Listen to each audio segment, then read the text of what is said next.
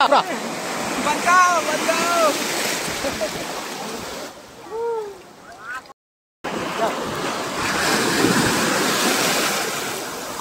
দেখেন মুবারক কিভাবে দীঘা সমুদ্রে চান করতে হয় আপনাদেরকে শিখাবে এখন লাইভ।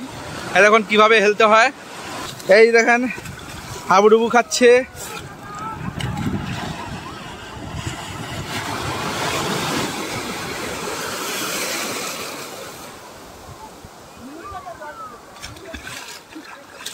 আমার অলরেডি নামে গেছে, বলছিলাম আমরা সমুদ্রের লেটেস্ট জায়গা আসবো, আমরা আগে জানিয়ে গেছি আমরা নামবো, স্নান করবো এবং স্নান করছি, খুব আনন্দ মনে হচ্ছে।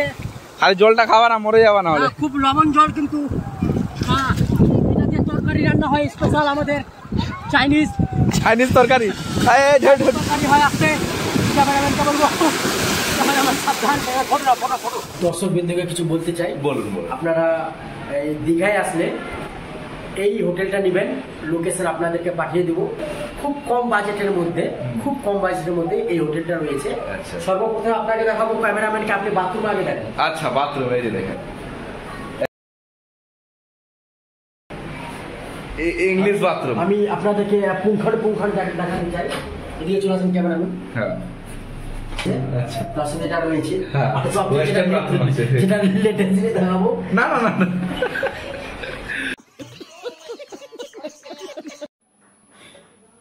হ্যালো বন্ধুরা, আমরা একটা ছোট্ট রেস্টুরেন্টে এসে পৌঁছাই। দুই বন্ধু মিলে সিদ্ধান্ত নিয়ে পুরি সবজি অর্ডার করেছি। মামা কিছু বলো। এই যে পুরি চলে আসছে, এবার ফাটাফাট খায় দেখতে হবে কেমন টেস্ট, কেমন লাগবে বলো। দেখা যাক কেমন কি। আগে তুমি খাও তো দেখি। আচ্ছা, টেস্ট করি তাহলে নাকি? আচ্ছা চলো, ঠিক আছে। আচ্ছা ঠিক আছে, টেস্ট এটা গরম আছে, একটু গরম আছে। গরম তো লাগবেই, গরম না খেলে হবে না। খায় দেখো। ও অসাধারণ, খুব সুন্দর, অসাধারণ। মামা তুমি খাও, তুমিও খাও মামা। এই মাত্র আপনারা দেখতে পাচ্ছেন আমাদের প্রাক্তন বিধায়ক শ্রী মুবারক হোসেন দীঘায় উপস্থিত হয়েছেন। ওনার কিছু ক্ষুদ্র বক্তব্য আমরা শুনে নিব। তো আজকে আমরা এসেছি বাড়ি থেকে। যাই হোক, আমাদের প্ল্যানিং ছিল না, যে দীঘাতে আসবো। অ্যাকচুয়ালি আমরা কলকাতায় আসছিলাম কাজে, একটা মিটিং ছিল। মিটিং অ্যাটেন্ড করার পর তারপর আমার বন্ধু বলেছে যে চল একটু দীঘা ঘুরে আসি। তো অনেক চিন্তা ভাবনা করে আমরা, যাই হোক, রাতের মধ্যে আমরা বাস ধরার পর রাত 10টায় আমরা দীঘাতে পৌঁছাই।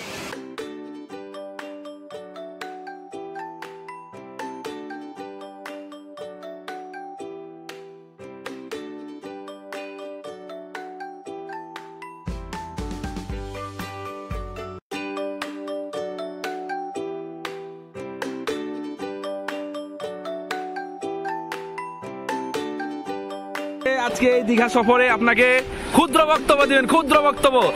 অবশ্যই প্রথম এসেছি, খুব ভালো লাগছে। হ্যাঁ, বেশ খুব সুন্দর। এখন আমরা স্নান করিনি, হাফ প্যান্ট পরিনি। আচ্ছা, কেবল খালি ময়দানে নামেছি আমরা। আচ্ছা, তারপর দেখা যায় আগে কি করতে পারি। বিউটিফুল প্লেস, ওয়ান্ডারফুল প্লেস, একদম খুব সুন্দর। এখন আমরা ওই শেষ পর্যন্ত আমরা যাবো, দেখা যাক। খুব ভালো লাগলো এবং আরও আসবো, চেষ্টা করবো, আরও বন্ধুদেরকে নিয়ে আসবো। আমরা যার সেটা হঠাৎ প্ল্যানিং করে চলে আসছি, আমাদের কোনো মাস্টার প্ল্যান ছিল না, হঠাৎ আমরা চলে আসছি। এরপরে বন্ধুদেরকে নিয়ে আসবো অবশ্যই। তারাই আমার জেলা পরিষদের ট্রিপটা কনফার্ম হয়ে গেছে, এটা আপনাদেরকে জানাই রাখি। সারাদিন সমুদ্রে ঘোরাঘুরির পর আমরা দুপুরে চলে আসলাম ভাত খাওয়ার জন্য। এই আপনারা দেখতে পাচ্ছেন, মাছ ভাত খেয়েছিলাম। সমুদ্রের পাশে হোটেল রয়েছে, খুব সুন্দর খাওয়া দাওয়া, পরিষ্কার পরিচ্ছন্নভাবে, সমুদ্রের পাশেই আছে। আপনারা দেখতে পাচ্ছেন সরাসরি। বড় বড় পেঁয়াজ দিয়েছিল আমাদের। এইমাত্র আমরা দুপুরে লাঞ্চ করে আবার যাবো না, আমরা সমুদ্রের দিকে একটু রেস্ট নেব। তারপর আমাদের ট্রেন আছে 6টা 25 মিনিট, ওখান থেকে বাড়ির উদ্দেশ্যে।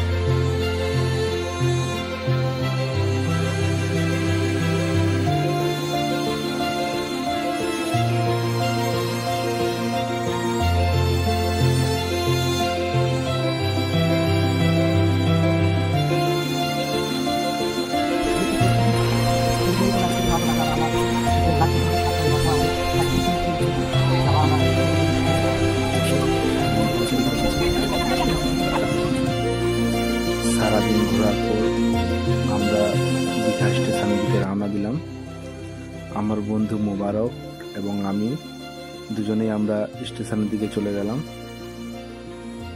মামা তাড়াতাড়ি চলো, দেরি হচ্ছে তো, ট্রেনের লেট হচ্ছে তো। না না, দেরি হবে না, 6:30টায় ট্রেন আছে তো। আমি ট্রেন মিস করা যাবে না। দেখছো এই কি সুন্দর দৃশ্য সামনে দেখছি। না না, সত্যি সত্যি খুব ভালো লাগছে। এদিকে অনিল কাপুর দীঘা, না না দীঘা চা কিন্তু একটা খাবো ভাই। না ঠিকই আছে, একটা চা খাবো, ঠিকই আছে।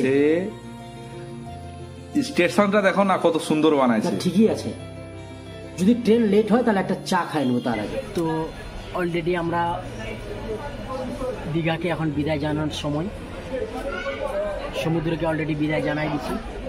তারপরে এসে আমরা টিকিট কাটতে গেলাম, টিকিটের দীর্ঘ লাইনে থাকার পরে যে টিকিট কাটলাম দুই বন্ধু। কোন ট্রেনের নাম বলো? এই ট্রেন কান্ডারি এক্সপ্রেস, ডাইরেক্ট হাওড়া নিয়ে যাবে। কটার সময় আছে টাইম বলো? 90 টাকা করে টিকিট নিল, 180 টাকা দুজনকার। টাইম হচ্ছে 6:25 এখান থেকে ছাড়বে, আর পৌঁছাবে 9টার দিকে। ট্রেন এখন লেট আছে, আসুক ততক্ষণ আমরা রেস্ট করি। ট্রেন আসা মাত্রই দেখি প্রচণ্ড ভিড়। কোনো রকম আমরা ট্রেনে উঠি, সিট পাইনি, এই আপনারা দেখতে পাচ্ছেন। মোটামুটি রাত 11টায় আমাদেরকে হাওড়া স্টেশন নামাবে।